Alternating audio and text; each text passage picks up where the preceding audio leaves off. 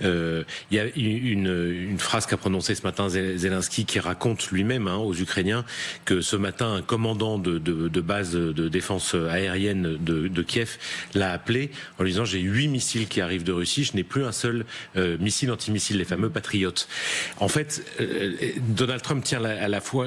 tous les bouts du problème, parce que là, les Ukrainiens sont au bout de ce qu'ils peuvent faire pour défendre Kiev. Et donc, dans les jours qui viennent, dans les jours et les nuits plus exactement, puisque beaucoup de ces missiles sont tirés la nuit,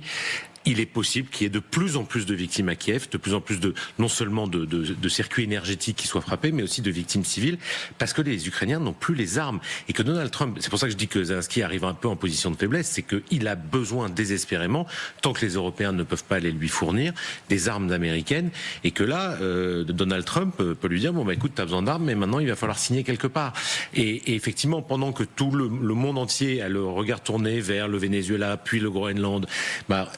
on s'est un peu détourné de l'Ukraine, qui subit une vague, comme vous l'avez dit, mais qui